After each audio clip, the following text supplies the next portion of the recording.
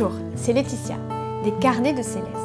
Comme vous le savez maintenant, depuis plus de 3 ans, j'ai développé des ateliers créatifs qui permettent aux enfants de se familiariser avec la nature, grâce au dessin. Et je me suis rendu compte que pratiquer ensemble, cette activité renforçait la complicité entre les petits et les grands. Mais avant de commencer, je voudrais vous remercier pour tous vos commentaires sous ma vidéo. Vous avez été très nombreux à me faire part de vos réflexions ou à poser des questions. Et je vous remercie vraiment pour tous vos partages et votre soutien.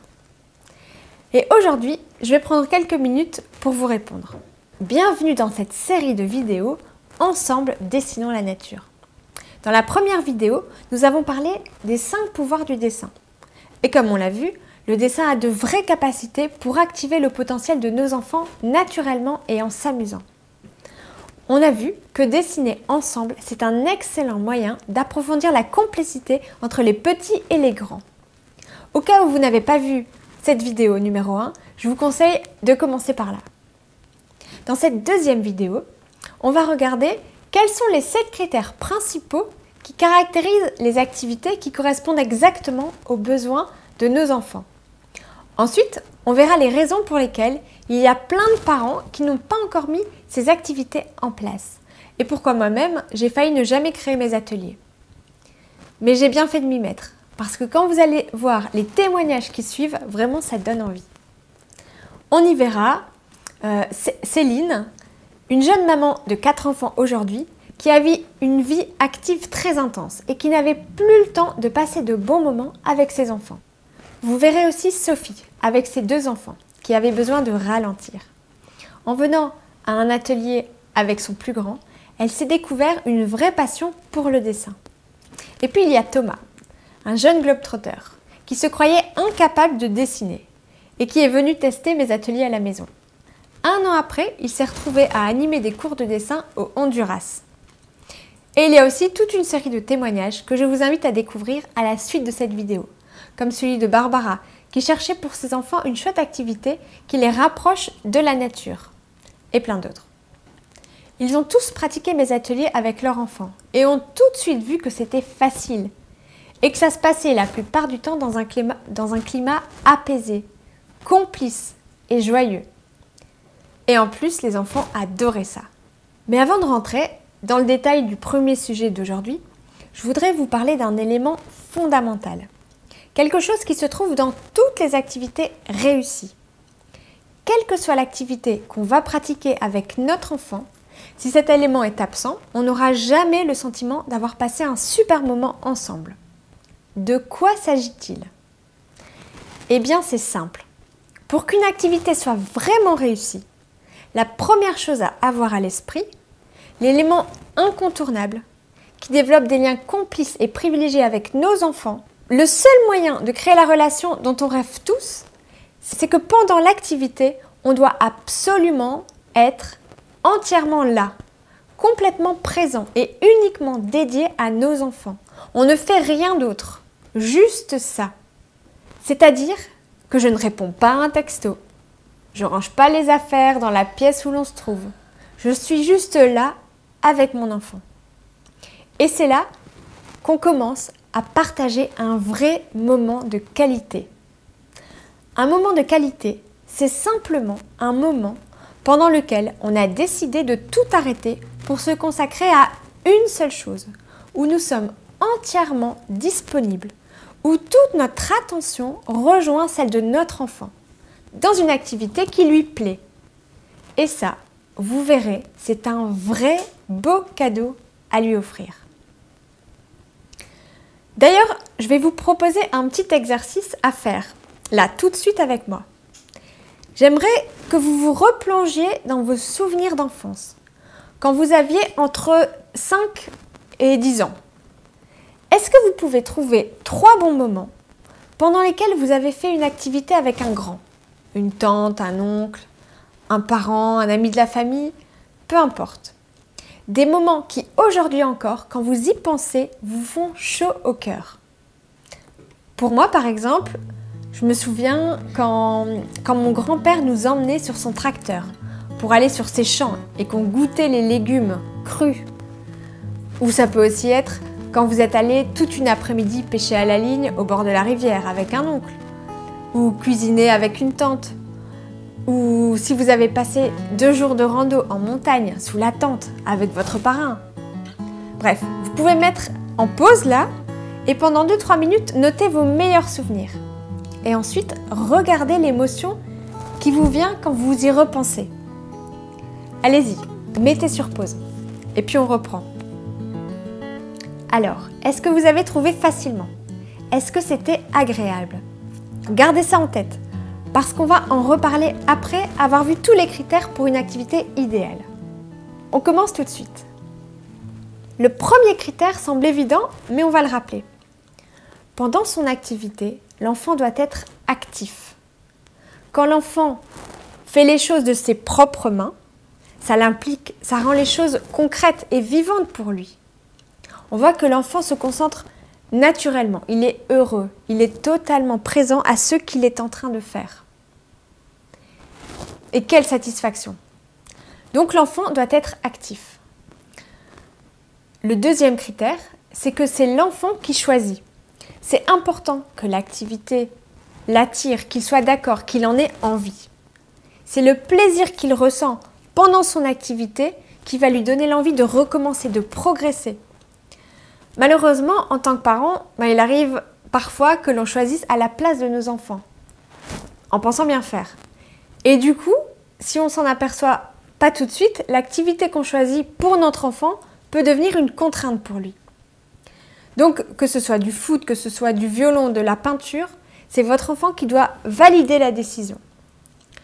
Par exemple, pour moi, dans les ateliers que j'organise le mercredi, ce qui est important, c'est que l'enfant soit vraiment motivé. Parce que quelle joie d'ouvrir la porte et de les voir impatients de commencer là, tout de suite. Donc, c'est l'enfant qui choisit.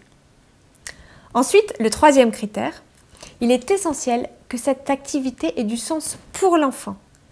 Et une activité qui a du sens, c'est une activité qui conduit l'enfant vers un objectif qu'il a envie d'atteindre et qui est relié à la vie réelle.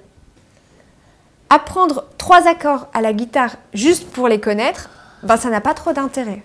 En revanche, apprendre 3 accords pour jouer notre chanson préférée, là, tout de suite, on est motivé. On a envie d'apprendre et de continuer à s'améliorer. Les 4 prochains critères concernent tous la confiance en soi. Il est fondamental que l'activité que vous allez proposer aide votre enfant à augmenter sa confiance en lui. Le 4e critère, c'est qu'il est super important d'oublier la notion d'échec. Pour que l'enfant ressente de la joie, du plaisir dans ce qu'il fait, il doit se sentir libre, encouragé, stimulé. Les erreurs sont nécessaires, elles font partie intégrante de l'apprentissage. Si l'enfant se sent sous pression, contraint ou critiqué parce qu'il fait mal, il va continuer tant qu'il sera obligé. Mais à la première occasion, il va décrocher. Il est donc important dès le départ d'offrir à l'enfant le droit à l'erreur, l'autorisation de se tromper, c'est naturel. Le 5e critère, toujours pour construire la confiance, c'est qu'il faut une activité adaptée au rythme de l'enfant. Chaque enfant est unique et évolue à son propre rythme. Donc on va oublier l'idée de rendement et de timing. L'enfant doit avoir le temps nécessaire pour franchir toutes les étapes à son rythme. Et pour un même dessin, pour ressentir la même satisfaction, j'ai vu des enfants passer 5 minutes et d'autres 1 heure. Et dans les 2 cas, c'était exactement le temps nécessaire. Si on est obligé de se dépêcher pour finir l'activité dans un temps donné, ça va devenir stressant. On aura moins envie de recommencer et ça ne fera pas vraiment partie de nos bons souvenirs. Le 6e critère, c'est qu'il est important de proposer une activité qui stimule l'imagination et la créativité de nos enfants. Une activité où il peut composer, inventer, essayer des trucs pour que ça fonctionne mieux. Donc, à l'intérieur de cette activité, et en respectant bien sûr le cadre qu'on lui donne, l'enfant doit pouvoir faire ses expériences dans toutes les directions. Il doit être libre de tout expérimenter. C'est comme ça qu'il devient débrouillard et qu'il ajoute des cordes à son arc. Le 7e critère, c'est que l'enfant doit pouvoir développer son autonomie, c'est-à-dire apprendre à faire par lui-même, tout seul. c'est là qu'il se sentira libre et grand. Il sera capable de choisir une activité et de s'y mettre sans avoir forcément besoin d'un grand à côté de lui.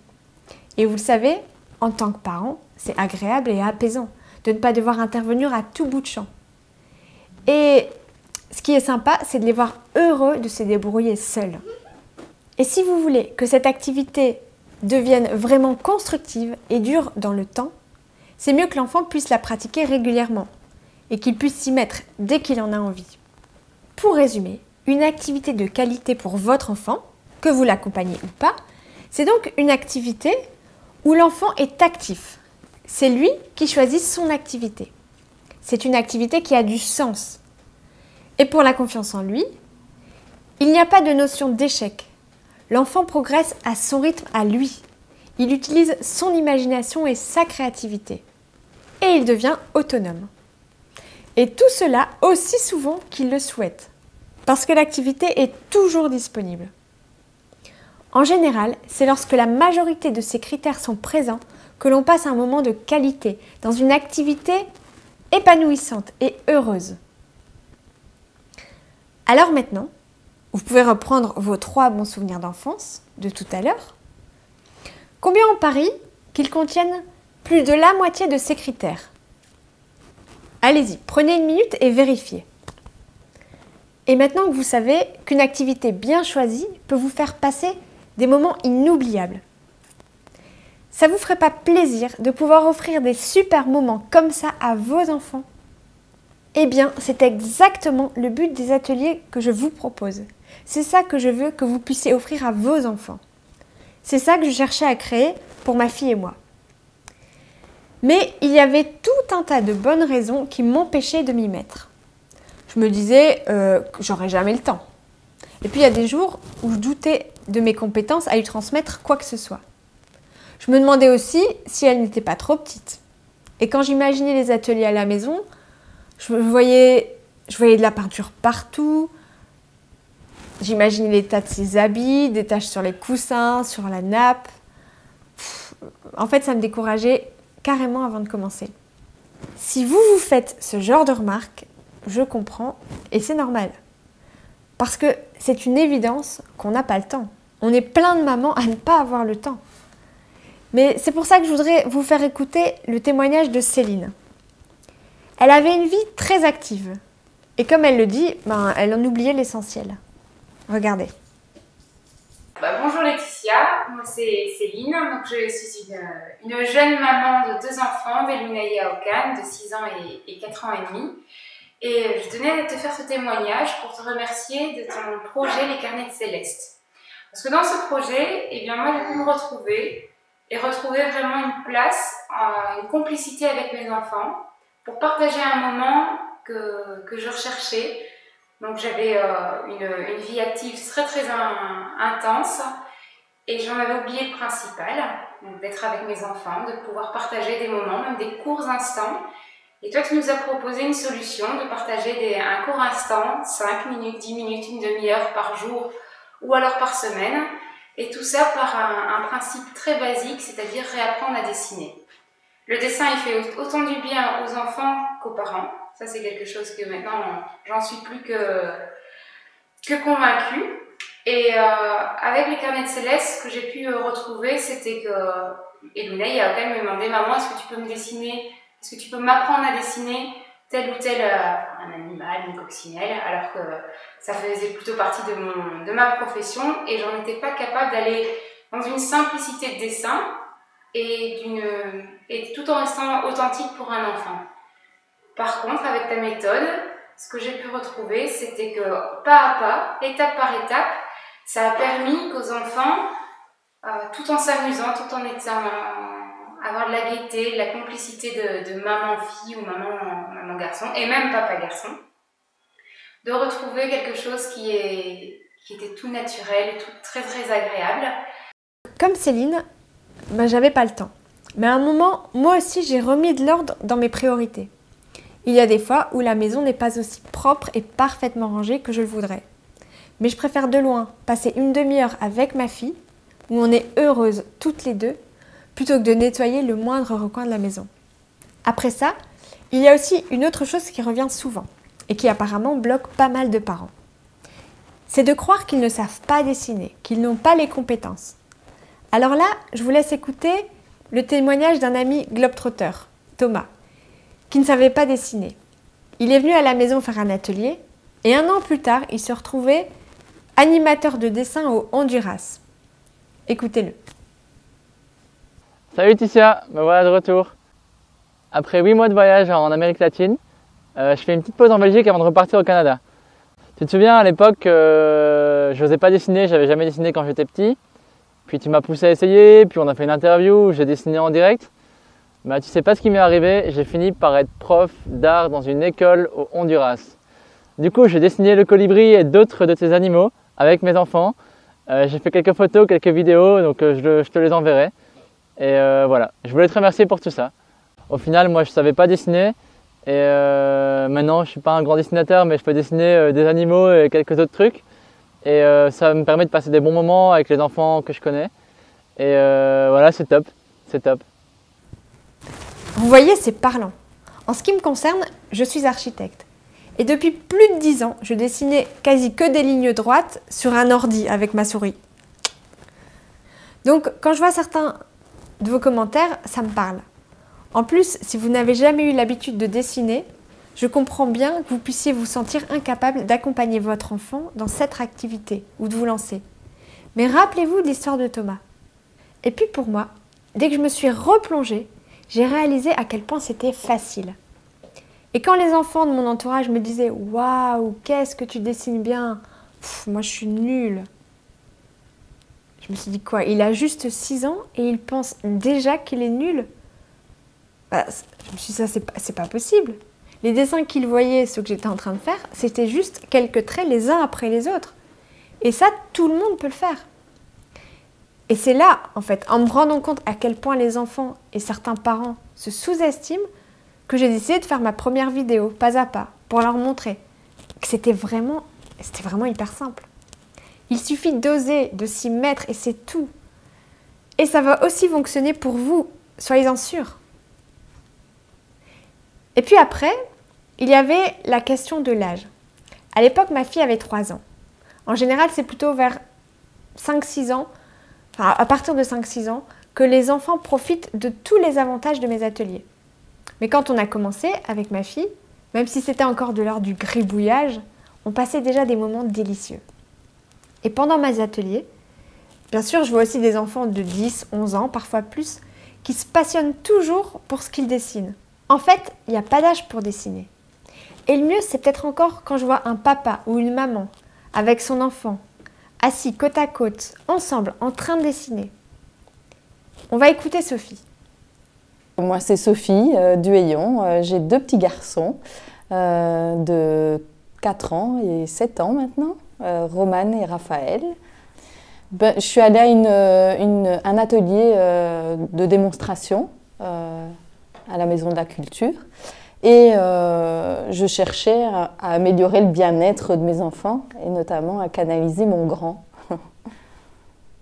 Et je voyais qu'il aimait dessiner, bricoler et tout ça. Et donc, je venais voir si ces ateliers pouvaient lui convenir. Parce qu'il s'est passé, c'est que la première fois, je suis pas restée. Je l'ai laissé seule avec Laetitia et l'autre personne qui était là. Et en fait, quand je suis revenue, il avait fait un magnifique château. Vraiment, ça m'avait bluffée. Et puis, notamment, Laetitia m'avait expliqué que en une fois, on l'avait vu se canaliser, alors que c'est quand même un enfant assez agité, qui aime bien bouger. Donc voilà, je m'étais dit, ouh, c'est peut-être son truc. Alors après, j'ai cherché, j'ai demandé à Laetitia si elle organisait d'autres ateliers parce que ça m'intéressait. Et j'ai demandé de participer parce que je me rendais compte que j'avais envie de passer du temps avec lui et que c'est difficile d'avoir des moments où on ne s'énerve pas sur ses enfants. Et je voulais vraiment établir une bonne relation. D'abord, ce qui m'a plu, c'est la liberté. Parce qu'on fait beaucoup de choses aujourd'hui où on est assez canalisé. on nous met dans des petites boîtes, il ne faut pas sortir des lignes. Et en fait, chez Laetitia, il y avait des règles quand même, mais il y avait une espèce de liberté. Et puis, une autre chose qui m'avait vraiment surprise, c'est toujours dans la bienveillance. Tout était fait dans la bienveillance, à vouloir encourager son enfant. Pour nous, ça a été un gros changement, en fait, parce qu'à plusieurs niveaux. Je parle d'abord de Raphaël, parce que c'est mon enfant et que je l'aime. Mais donc, d'abord pour Raphaël, ça a confirmé le fait qu'il adore, que c'est un créatif et que c'est vraiment quelque chose qu'il canalise. Donc maintenant, à la maison, quand il est un peu énervé, en fait, au lieu d'aller le faire courir dehors, ce que je faisais, ça organise beaucoup plus de le mettre devant un dessin ou un bricolage. Donc ça a vraiment conforté. Ensuite, notre relation a un peu changé parce que je pense que, comme beaucoup de parents, je faisais l'erreur de toujours vouloir trop canaliser, trop diriger sa façon d'être, en fait. Et donc maintenant, je pense qu'il est plus calme à la maison, en fait, parce que je pense que moi, j'ai aussi appris à pas faire un mini-moi, à le laisser être lui-même, en fait. Donc, je suis un peu moins derrière son dos, finalement. Donc ça, c'est vraiment bon pour notre relation. Et puis, j'ai appliqué un peu la même chose avec notre deuxième enfant, et ça fonctionne bien avec lui aussi, en fait. Et pour moi. Et pour toi. Et pour moi. Voilà. En fait, je pense que j'étais attirée par le dessin pour Raphaël parce que moi-même, j'aimais le dessin, sans en avoir jamais fait. Et en fait, le premier jour, quand je suis arrivée ici, le premier dessin, ça a été un vrai déclic pour moi. J'ai retrouvé mes sensations de mon enfance, de l'enfant de 6 ans qui était au fond de moi. Et en dessinant, en fait, je me suis dit, mais ça, c'est quelque chose que je dois garder pour moi aussi, en fait. J'ai maintenant instauré dans mon quotidien du temps pour dessiner. En fait, les ateliers, ce que ça permet de faire, c'est de mettre dehors tout ce qui parasite la relation. Donc, ça nous fait entrer un peu dans une bulle et ça nous permet de vraiment se concentrer sur la relation, une envie de faire quelque chose ensemble et ça concentre la bienveillance qu'on a vis-à-vis de son enfant, à lui dire « Ah oui, mais c'est beau ce que tu as fait. Ah, mais je ne pensais pas que tu pouvais faire ça » parce qu'on est surpris par ce qu'ils peuvent faire en leur laissant un peu de liberté. Et donc, ça permet vraiment de créer cette petite bulle de bien-être. Alors, il y a eu un troisième moment de bien-être, c'est d'aller dessiner dehors. Alors, dans les instructions, à ce moment-là, on pouvait aller dessiner dehors et en fait, ça a ajouté en plus une dimension de réalité, de reconnexion un petit peu avec le dessin qu'on fait sur une table. C'est aussi d'observer ce qui se passe dehors et de regarder un petit peu la nature différemment et le monde tel qu'il est vraiment, en fait. Donc, je pense que ça, c'est aussi un déclic important de se reconnecter à la nature, à des choses réelles, en fait. Donc, c'est vraiment quelque chose au début qui nous freine parce que on se dit, je ne vais jamais prendre le temps de dessiner avec mon enfant sur la table. Et en fait, une fois qu'on est rentré dans cette bulle, on est tellement bien qu'on prend l'habitude de le refaire parce que ça nous fait du bien, en fait. Moi, je ne pensais pas que je savais dessiner, en fait. Mais j'étais tellement bien que j'ai réussi à faire quand même des choses qui me plaisaient. Si ça se trouve, certains d'entre vous aussi vont peut-être se découvrir des affinités avec le dessin.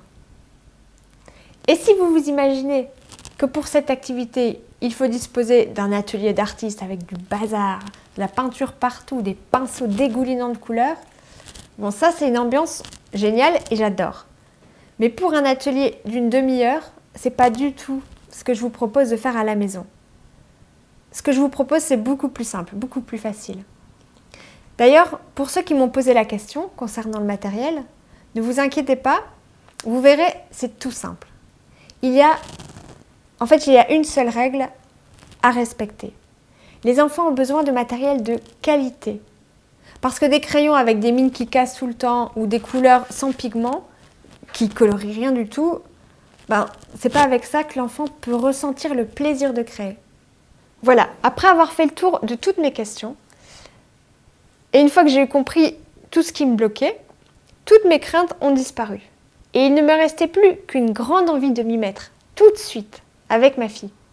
Dans la vidéo suivante, je vous donnerai tous les détails sur les déroulements de mes ateliers. Et si jamais vous aviez encore des hésitations, ou des questions auxquelles je n'ai pas répondu, laissez-moi simplement un message en dessous dans les commentaires et je répondrai aux questions qui reviennent le plus souvent dans la prochaine vidéo.